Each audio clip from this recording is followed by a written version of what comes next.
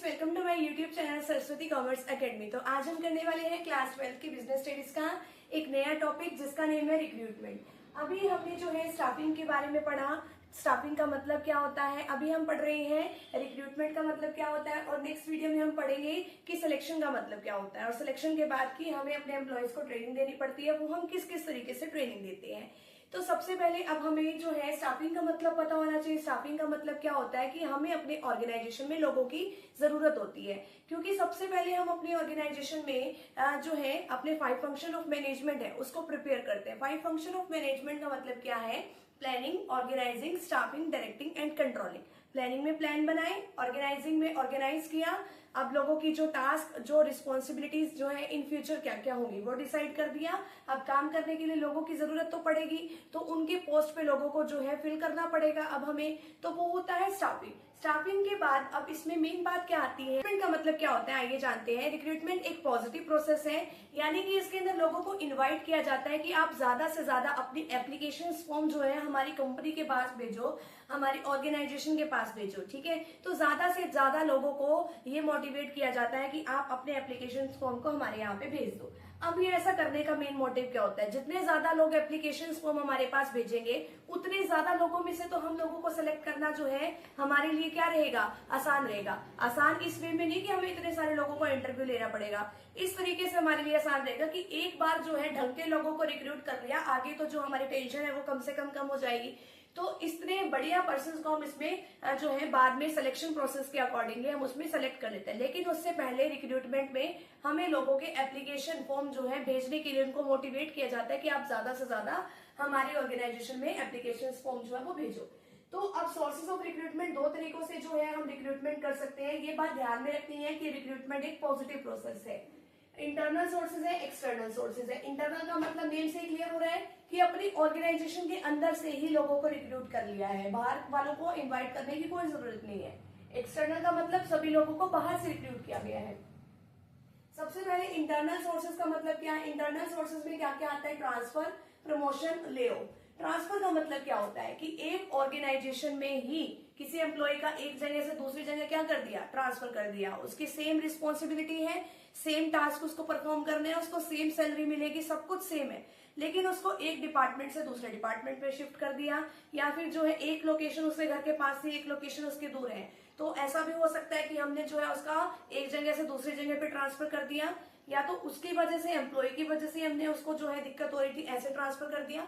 या फिर ऐसा भी हो सकता है कि हमारी एक जो है एक ब्रांच के अंदर 2 ब्रांच हो सकती है एक शहर के अंदर, या 2 से ज्यादा भी हो सकती है कि एक ब्रांच के अंदर सरप्लस। सरप्लस का मतलब क्या है? ज्यादा एम्प्लॉय हो रहे थे, दूसरे में क्या हो रहा था कि डेफिसिट। डेफिसिट का मतलब है कमी, कि एक ब्रांच में तो ज्यादा लोग हो रहे थे और दूसरे ब्रांच में लोगों की कमी हो रही थी, तो हमने वहां से लोगों को क्या कर दिया? ट्रांसफर कर दिया। तो ये इसमें क्या है, कौन सा मूवमेंट हुआ? ये हॉरिजॉन्टल। हॉरिजॉन्टल का मतलब क्या है कि आप जो है उसी लेवल पर ही हो। हॉरिजॉन्टल का मतलब आप अभी भी इस टाइम पे इसी लेवल पे हो, और जब आपका ट्रांसफर होगा तभी भी आप इसी लेवल पे ही हो। आपकी same task, same responsibility, same salary, सब कुछ सेम है, ठीक है।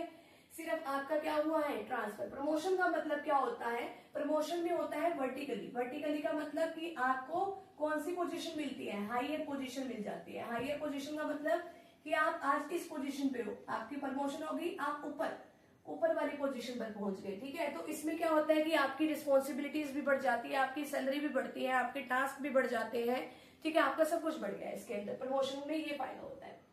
ले ऑफ का मतलब क्या होता है कि टेम्परेरी बेसिस पे क्या किया जाता है? अपने एम्प्लॉयज को काम से बाहर कर दिया जाता है कि अभी हमारे पास जो है काम की कमी है हमारे ऑर्गेनाइजेशन में, अभी इतने वर्कर्स की जरूरत नहीं है, इन फ्यूचर जब रिक्वायरमेंट होगी तो सबसे पहले हम आपको ही कॉल करके जो है अपनी ऑर्गेनाइजेशन में बुलाएंगे। तो टेम्परेरी बेसिस पे अगर सेपरेशन हुआ, एम्प्लॉयज को बाहर निकाला, तो उसको मतलब होता है ले ऑफ, ठीक है।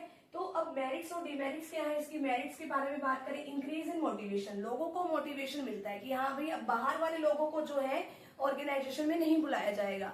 अगर जो है प्रमोशन करनी है तो भी हमारी होगी, बाहर वालों की तो होगी नहीं, क्योंकि बाहर से लोगों को बुलाया ही नहीं जा रहा। तो लोग मोटिवेट होकर क्या करते हैं? काम करते हैं, ठीक है। लोगों को अपनी ऑर्गेनाइजेशन में से सेलेक्ट करना क्या रहता है? आसान रहता है। हमें पता होता है कि कौन सा एम्प्लॉय जो है कितना अच्छा काम कर सकता है, कौन किस तरीके का काम करेगा। तो किसी पोस्ट के लिए जो है अगर मान लो प्रमोशन वगैरह भी करते हैं तो भी आसान रहता है, इजी सिलेक्शन करना है, ठीक है। आगे क्या है, इजी ट्रेनिंग एंड इंडक्शन। लोगों को एक तो जान पहचान कराने की जरूरत नहीं होती इसके अंदर, क्योंकि उनको सभी का पता ही होता है, और ट्रेनिंग देना भी उनको आसान रहता है, क्योंकि हमें पता होता है कि हमारा ये पुराना एम्प्लॉय है, ये इस तरीके से इस काम को सीख जाएगा, तो उसको ट्रेनिंग देना इजी है। नेक्स्ट है adjustment of surplus workforce. Surplus का मतलब क्या होता है, एक्स्ट्रा। तो अगर किसी जो है ब्रांच में सरप्लस हो रहा है एम्प्लॉयज का, तो जहां पे एम्प्लॉयज की कमी है उनको वहां पे शिफ्ट कर दिया जा सकता है ट्रांसफर के उसमें। नेक्स्ट है इकोनॉमिकल सोर्स। इकोनॉमिकल का मतलब है सस्ता। ये सस्ता पड़ता है क्योंकि जो है हमें बाहर से लोगों को बुलाने की जरूरत नहीं होती, उनके इंटरव्यू लो, ठीक है, तो ऐसा कुछ करने की हमें जरूरत नहीं होती, तो ये सस्ता पड़ता है। नेक्स्ट है demerit, stops the entry of young blood, कि बाहर से तो कोई नहीं आ रहा ना। अब देखो जो यंग ब्लड है, जो जवान बच्चे हैं जिन्होंने अभी अभी जो है ग्रेजुएशन पोस्ट ग्रेजुएशन की है, उनको तो जो है ज्यादा कुछ काम करना आता होगा, नई नई टेक्नोलॉजी के साथ काम करना आता होगा। आप उनको तो अपनी ऑर्गेनाइजेशन के अंदर आने नहीं दे रहे, क्यों?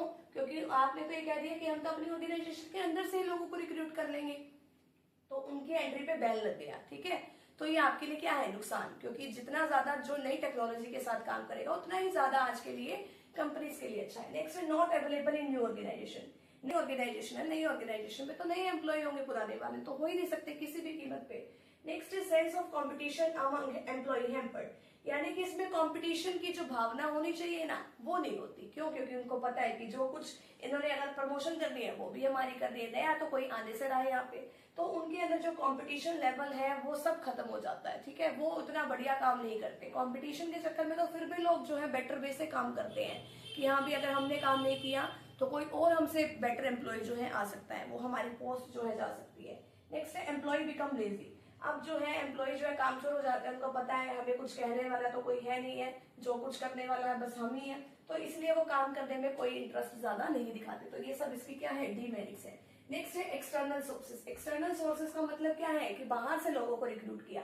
अगर हम बाहर से लोगों को रिक्रूट करते हैं तो उसका हमें सबसे पहला बेनिफिट क्या है, वाइडर चॉइस। वाइडर चॉइस का मतलब कि हमें चॉइस करने में बहुत ज्यादा आसानी रहती है, बहुत सारे ऑप्शंस है, किसी को भी चूज कर सकते हैं, किसी को भी सिलेक्ट कर सकते हैं।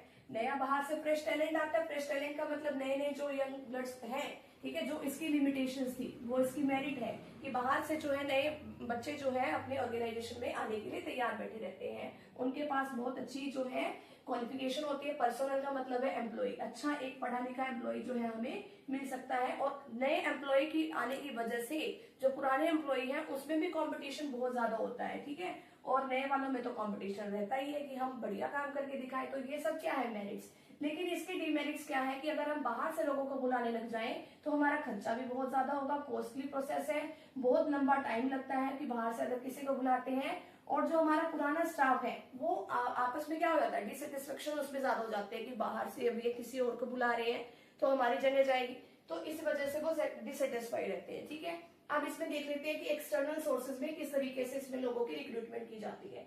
फर्स्ट वन होता है डायरेक्ट रिक्रूटमेंट। डायरेक्ट रिक्रूटमेंट का मतलब क्या है कि आपकी जो मान लो ये फैक्ट्री है, तो फैक्ट्री के गेट पे, ठीक है, या तो जो मेन गेट है ये, इसके ऊपर जो है एक नोटिस जो है वहां पे पेस्ट कर दिया जाता है कि हमें इतने एम्प्लॉय की जरूरत है, ठीक है, इतने जो कर्मचारियों की आवश्यकता है या इतने लोगों की हमें काम में जरूरत है। तो फैक्ट्री के मेन गेट पे ये जो है एक पेपर जो है पेस्ट कर दिया जाता है, तो इस तरीके से डायरेक्ट रिक्रूटमेंट हो जाती है। और ऐसे उनको एम्प्लॉयज जो है उनको हम कैजुअल या बदली वर्कर भी कहते हैं, ठीक है। तो इस तरीके से वैसे अपॉइंटमेंट करना तो लोगों की आसान है, तो डायरेक्ट रिक्रूटमेंट ऐसे होती है। Casual advertisement. कैजुअल एडवर्टीजमेंट का मतलब क्या है कि हमने जो है पुराने टाइम में किसी पर्सन का जो है इंटरव्यू वगैरह लिया था, ठीक है, लेकिन उस टाइम जो है हमें 20 लोगों की जरूरत थी, लेकिन हमें पसंद कितने आए थे, उस टाइम हमें 30 लोग पसंद आए थे कि हाँ भाई ये हमारी जॉब में सही है, सही पर्सन है। लेकिन अब हमें जरूरत कितने की थी, सिर्फ 20 की, तो अब हम बुलाएंगे तो कितनों को, 20 को, लेकिन पसंद तो हमें 10 और भी थे ना। तो उस टाइम तो हमें जरूरत नहीं थी, उस टाइम तो हमने इन पहले 20 को रख लिया, लेकिन वो 10 भी तो अभी पड़े हैं ना। तो उन 10 लोगों को अब कॉल करके बुला लेंगे कि अगर आपने कहीं और ज्वाइन नहीं किया है तो आप हमारी कंपनी में आ सकते हो, ठीक है। हमें और एक्स्ट्रा जो है लोगों को बुलाने की इसमें जरूरत नहीं पड़ती है। नेक्स्ट है एडवर्टीजमेंट। एडवर्टीजमेंट जो है न्यूज़पेपर में हो गया, टीवी पर हो गया, तो उसमें लोगों को बता दिया जाता है कि हाँ भाई हमारे यहाँ पे लोगों की जरूरत है। सोशल मीडिया पर भी आजकल तो एडवर्टीजमेंट आती रहती है, तो लोगों को पता चल जाता है। नेक्स्ट है एम्प्लॉयमेंट एजेंसीज। एम्प्लॉयमेंट एजेंसीज कह लो या एम्प्लॉयमेंट एक्सचेंज कह लो। अब इसमें क्या होता है, ये होता है गवर्नमेंट की वजह से, ठीक है।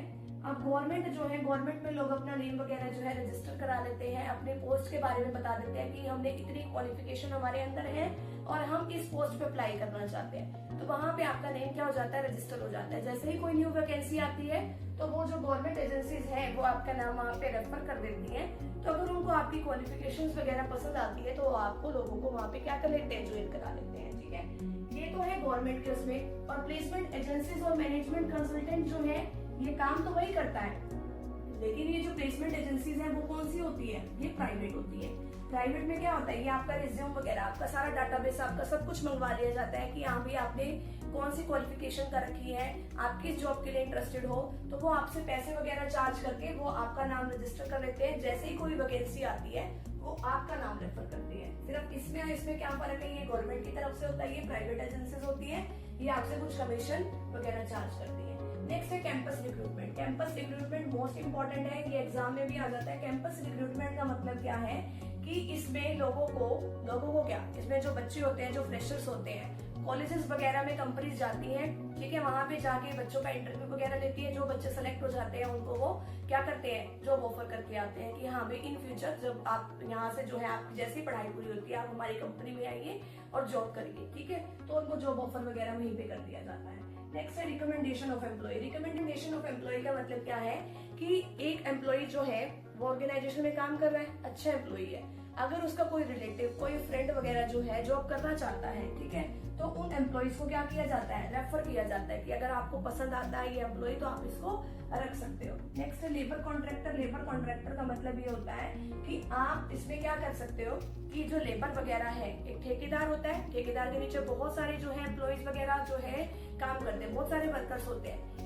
आपने लेबर को कॉन्ट्रैक्ट दिया, उसके बाद जितने भी वर्कर उसके नीचे काम करते हैं, जितने लोगों की इसकी जरूरत होती है वो अपने आप ही ले आता है। ठीक है, आपने घर पे भी देखा होगा, आपने कोई जो है मान लो आपने मकान बनवाना है तो आप जो है एक लेबर कॉन्ट्रैक्टर यानी कि ठेकेदार को कॉन्ट्रैक्ट दे दिया, उसके नीचे जितने भी अच्छे अच्छे वर्कर्स होते हैं, मजदूर मिस्त्री, वो सबको अपने आप ले आता है।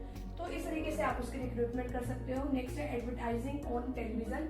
आप टीवी पे एडवर्टीजमेंट कर सकते हो कि हमें इतने लोगों की जरूरत है। और वेब पब्लिशिंग का मतलब क्या है कि इंटरनेट की हेल्प से आजकल तो बहुत सारे जो है एप्लीकेशन आ गई है, job.com, naukri.com, वहां पे जो है आप जो है इसके बारे में सर्च कर सकते हो कि हमें काम की जरूरत है, आप अपना रिज्यूम वगैरह जो है सेंड करके आसानी से जॉब जो है ले सकते हो। ठीक है, तो ये हमारा एक छोटा सा टॉपिक था रिक्रूटमेंट के बारे में। यहीं पे हमारा जो छोटा सा टॉपिक है कंप्लीट होता है। फ्रेंड्स, अगर आपको वीडियो अच्छी लगी तो चैनल को प्लीज लाइक एंड सब्सक्राइब जरूर कीजिएगा। मिलते हैं नेक्स्ट टॉपिक के साथ या नेक्स्ट वीडियो के साथ। फटाफट से अभी आप इतने का स्क्रीनशॉट ले लीजिए।